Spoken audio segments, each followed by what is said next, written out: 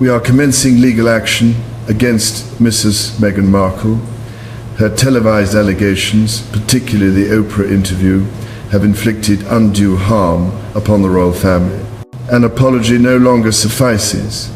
The matter will now proceed through the... The silence inside Buckingham Palace did not feel ordinary that morning. It felt final. Behind closed doors, King Charles sat before a single document that carried the weight of years of private battles, public wounds, and royal patience pushed past its limit. When his pen touched the page, one name became the center of a decision no one inside the monarchy could soften, reverse, or ignore. Before we go deeper into what this really means for the royal family, make sure to subscribe so you don't miss a single update. Charles kept his hand near the paper after the ink dried, as if even the king needed one more breath before accepting what he had done. The formal royal order, a written command from the monarch that tells palace offices how to act, permanently stripped Meghan of every remaining royal privilege tied to palace access, ceremonial recognition, official family events, and symbolic royal standing. It was not a warning. It was not a cooling-off measure. It was the final line. Charles had watched months of concern gather around boundaries, loyalty, public messaging, and the monarchy's future. Now that concern had become his signature, and his signature had become Meghan's new reality. The king read the final page again, slowly, even though every word had already been approved. Harry's name was not the one being removed, but Harry's shadow covered the room. Charles knew this decision would reach his son like a blade wrapped in protocol, sharp enough to cut through every private hope of easy reconciliation. He had signed as monarch, but he felt it as a father. That was the cruelty of the crown. It could demand strength in the same moment it punished the heart. Meghan received the news through a private call, and the silence on her end lasted longer than the voice delivering it expected. She gripped the phone, listening as the words settled into place. Palace access, ceremonial recognition, family events, symbolic standing. Each phrase landed like a door closing. Meghan had known distance from the royal family before, but this was different. This was permanence. This was the institution taking away not only invitations, but the last traces of a role she had once carried before the world. A senior aide closed the file with care, but the sound still felt heavy. Charles did not look up at first. The aide understood what everyone inside the palace would soon understand. The monarchy had crossed from caution into action, from private frustration into irreversible command. And before the palace can control the shock, the people bound to this decision begin to feel its weight in very different ways. Every royal crisis has documents, titles, and protocols. But this one has faces. Charles carries the burden of a father and king. William sees a threat to the crown's future. Harry hears the decision as a personal wound. Meghan feels the door closing with brutal clarity. And somewhere between loyalty and loss, Camilla watches the family fracture under the force of one royal command. Charles knew the order had turned private pain into public discipline. The crown, the monarchy's authority, reputation, and future power, could not survive if every wound became a weapon, and every family argument became a public storm. The king had chosen control because hesitation now felt dangerous. He had already spent months weighing mercy against duty. But the final signature proved where his loyalty had landed. Not with comfort, not with silence, with survival. William understood that choice in a colder way. The prince was not only watching his father rule, he was watching the shape of his own future harden before him. Inheritance was no longer just about becoming king one day. It meant inheriting every unresolved conflict, every bitter headline, every family fracture that had been allowed to grow too long. William feared that if Charles left the matter loose, it would follow him into his own reign like smoke under a locked door. So the future king did not celebrate the order. He studied it. He understood why it existed. And that understanding hurt more than anger ever could. Harry felt the blow differently. He paced with fury while Meghan sat still, and the stillness between them said more than any argument could. Harry saw the decision as a wound aimed at his wife, but he also knew it came from his father's hand. Meghan did not only feel excluded from events, she felt publicly reduced, privately cornered, and stripped of the last royal shadow that had once connected her to a life the world still measured her against. That was why the order mattered. It did not simply change access, it changed identity. Camilla warned Charles quietly that the decision would be seen as a declaration of war. She had watched palace storms before, and she knew how quickly private choices could become public battles. Charles did not raise his voice. He only answered with tired firmness, saying the war had begun long before his signature. Camilla fell silent because she understood what he meant, and because even she could hear the grief beneath his control. William later asked an aide whether Harry had been warned in advance. The aide paused. That pause told the prince everything. Harry had not been prepared. Meghan had not been softened into the truth. And as each person absorbed the blow, one question hardened inside the palace. What single moment forced Charles to make the order permanent?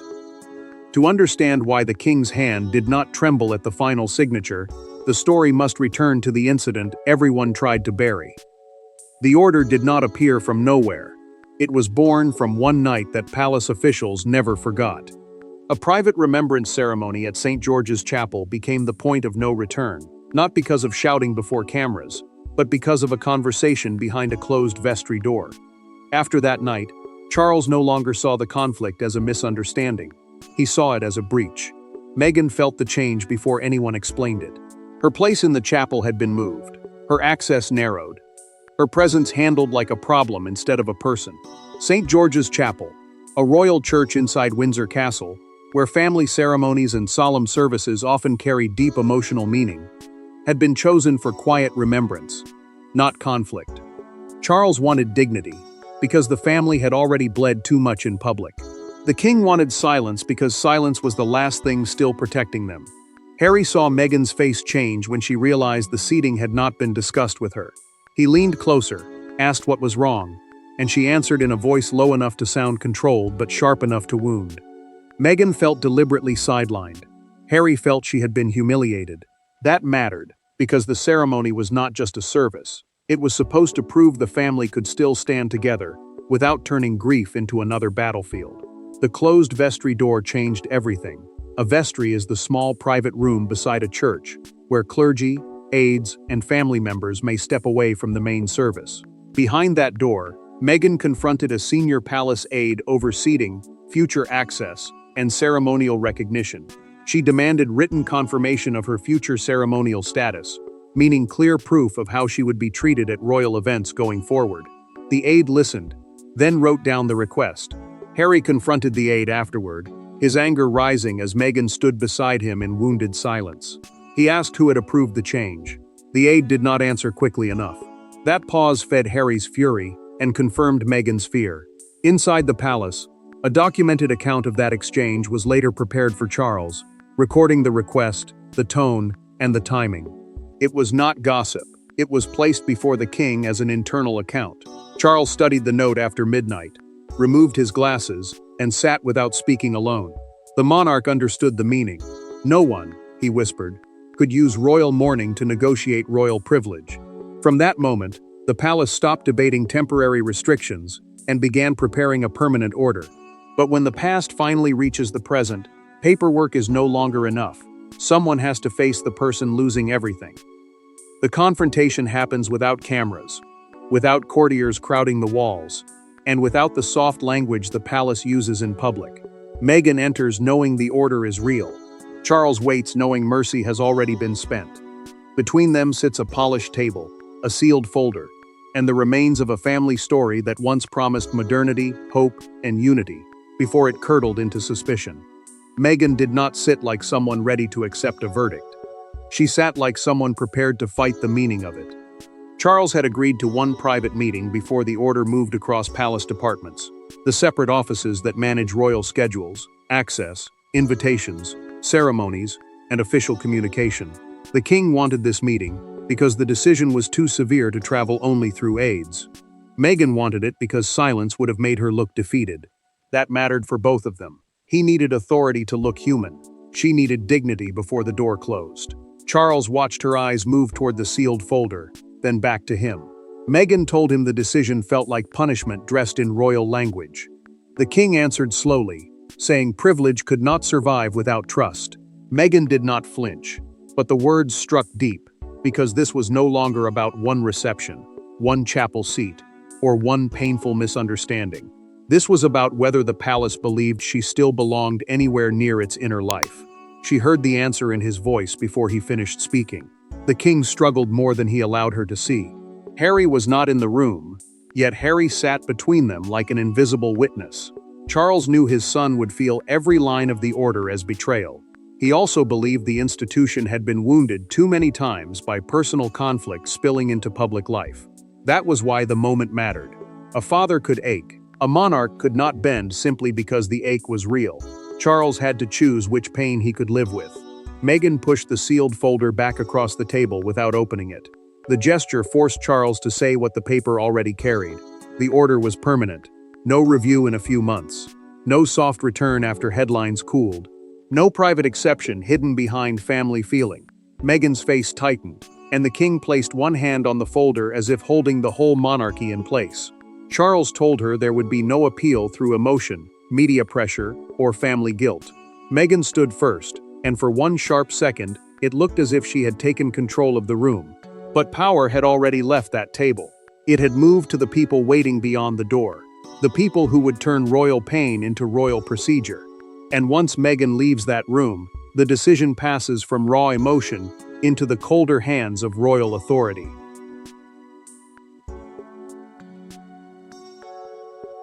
A royal order is never just a signature.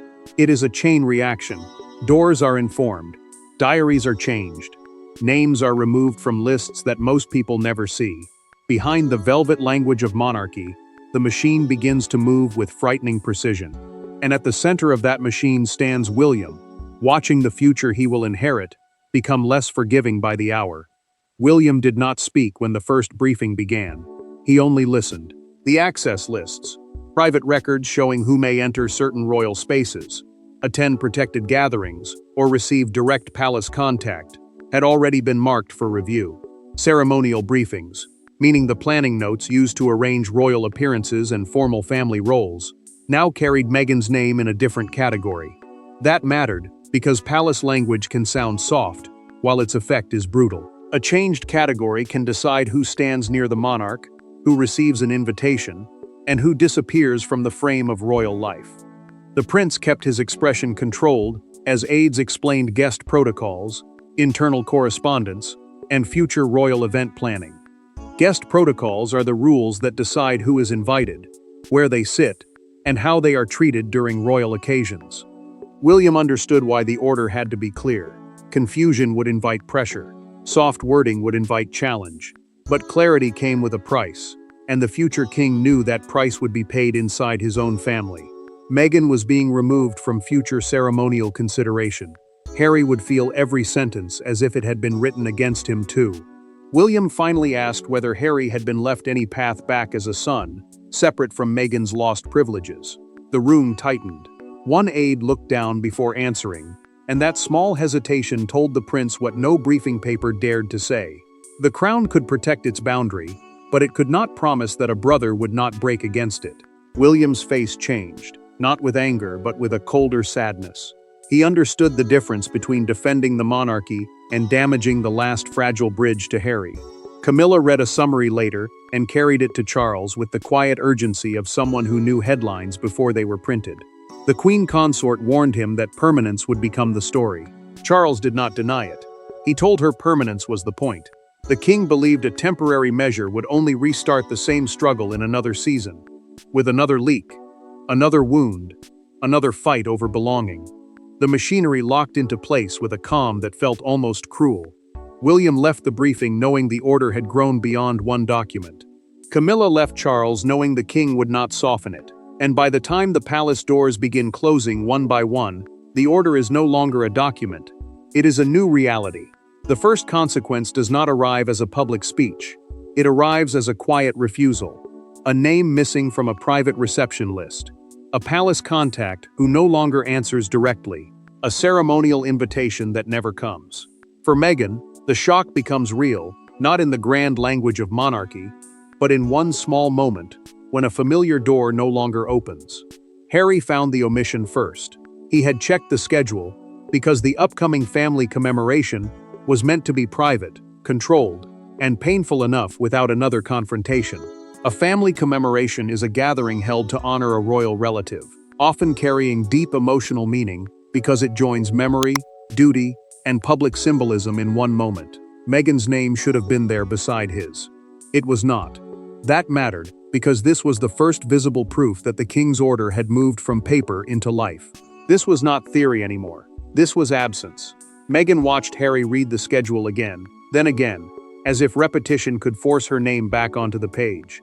She sat across from him at the kitchen table, anger burning first, then slowly giving way to something heavier. Stunned sadness. Public loss had always been loud around her, but this felt private and exact. Meghan understood that she was not simply being left off one list. She was being removed from a pattern, from a place, from a royal identity the world still used to define her, even after the palace had withdrawn its protection. Harry pushed the paper away, but the damage stayed between them. He wanted to defend Meghan with the force of a husband, yet the decision had come from Charles, and that made every reaction more painful. The king was not a distant official. He was Harry's father. That was why the moment cut so deeply. To fight the order meant fighting the man whose approval he had once needed, whose love he still wanted, and whose signature now stood between his wife and the family he had lost. A palace liaison confirmed the truth in careful words that sounded colder because they were calm. A liaison is the person who carries official messages between the palace and those affected by its decisions. Meghan's access had been permanently downgraded. Future exceptions would require direct approval from the monarch. Harry heard the phrase and went still. Meghan heard it and understood the trap. Even kindness, if it came later, would now have to pass through the same hand that had closed the door. Meghan asked whether Charles would truly keep it this way forever. Harry did not answer. He knew the signature was final, and she knew his silence meant he believed it too. But the deepest shift comes not from schedules or guest lists. It comes when Harry and Charles finally speak without anyone between them. After the first door closes, father and son are forced toward a conversation neither of them can survive unchanged. The turning point comes without ceremony. No aides, no advisors, no palace language. Just Charles and Harry, separated by distance but bound by blood, speaking through a silence built over years. For the first time since the order was signed, the king does not sound like a monarch explaining policy. He sounds like a father trying to defend a wound he created. Harry called after Meghan's removal from the reception list became undeniable. The reception list, the record of who may attend a royal gathering, mattered because it turned family belonging into a yes or no answer. Meghan's name was gone, and Harry knew that absence was not a mistake. Charles took the call alone, refusing an aide's offer to stay, because this conversation belonged to blood, not bureaucracy. The king needed no witness to hear his son's pain. Harry needed no witness to feel betrayed. Harry did not begin softly. He asked whether the order was meant to punish Meghan or force him back into obedience. Charles closed his eyes before answering, and the silence felt older than the argument itself. The king said Meghan had not been singled out. He said the privilege had been removed because trust had failed, and because the crown could not keep opening doors later used as proof of weakness. Harry heard policy. Charles meant protection. Neither man could make the other believe it. Charles told Harry he had not stopped loving him. The words landed hard because love had become the one thing neither knew how to use without causing damage. The king said he would not allow love to become a key to royal privilege. Not for Meghan, not for Harry, not for anyone close enough to turn family feeling into pressure. That mattered, because the monarchy could forgive privately and still refuse publicly. Harry understood the difference, and hated it. Harry revealed, in that recorded conversation kept in a family account, that Meghan believed the monarchy had never intended to forgive her. Charles revealed in reply that he had waited longer than advisors wanted before signing, longer than William thought wise, longer than Camilla believed safe. The king said he delayed because Harry was his son. He signed because he was the monarch. The call did not end in reconciliation. It ended in clarity. Harry remained family, but Meghan's royal privileges were gone for good. Charles set the phone down and stayed still, carrying victory and loss in the same breath. Once that private truth settles, the outside world seizes the story and turns one signature into a national spectacle. What began in a private room now explodes across front pages, broadcasts, palace gates, and public opinion. By sunrise, The story no longer belongs only to the palace. It belongs to the country. It belongs to newspapers, broadcasters, royal watchers, critics, supporters, and strangers standing outside iron gates with phones in their hands. One royal order becomes a public judgment, and the image of Meghan losing every privilege turns into a symbol people argue over before breakfast.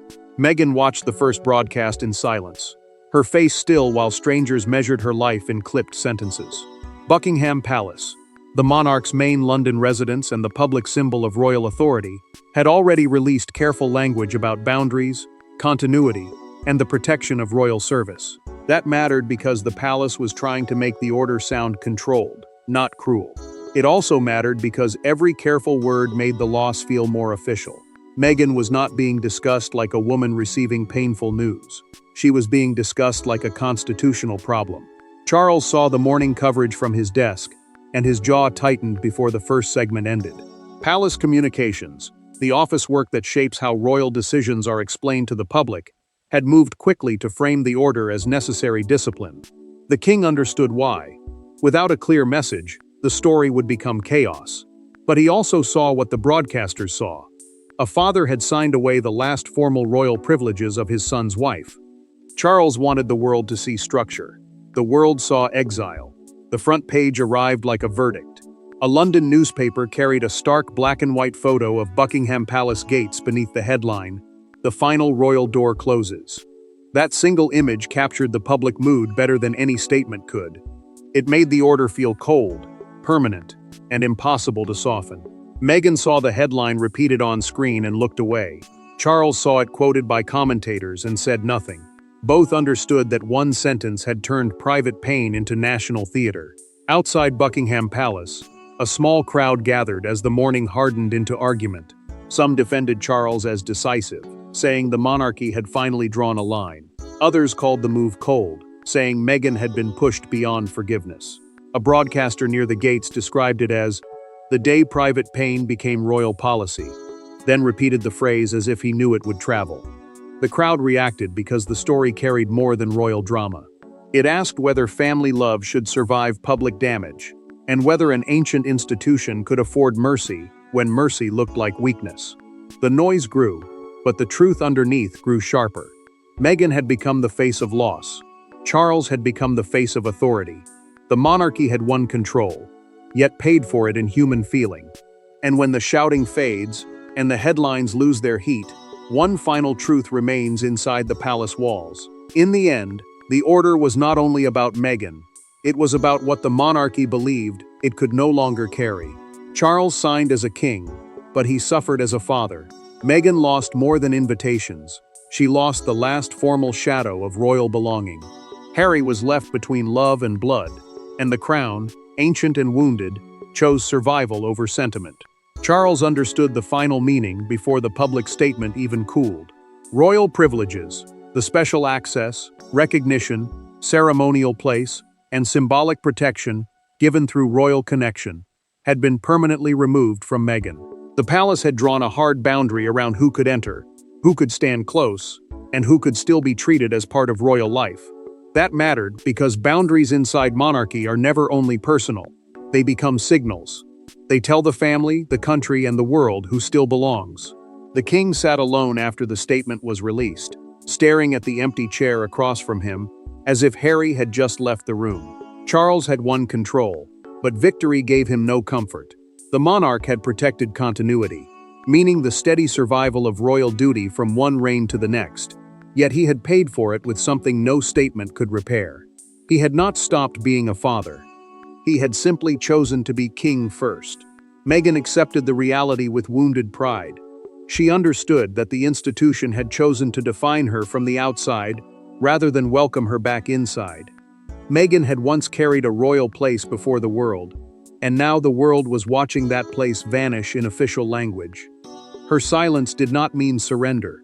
It meant she had finally seen the shape of the door and understood it would not open again.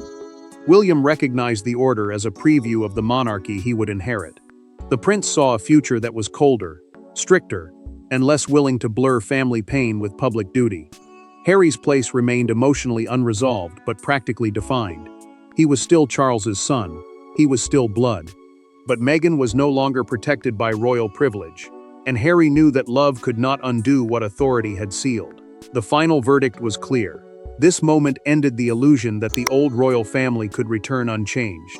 Charles' signature closed a chapter of conflict, confirmed the crown's authority, and left every person involved altered by the price of permanence. There is no further door to open. The order stands, the family absorbs the loss, and the monarchy moves forward with one painful truth carved into its future. The crown survived, but it did not survive untouched. Thanks for watching. Please don't forget to like and subscribe, and we will see you in next one.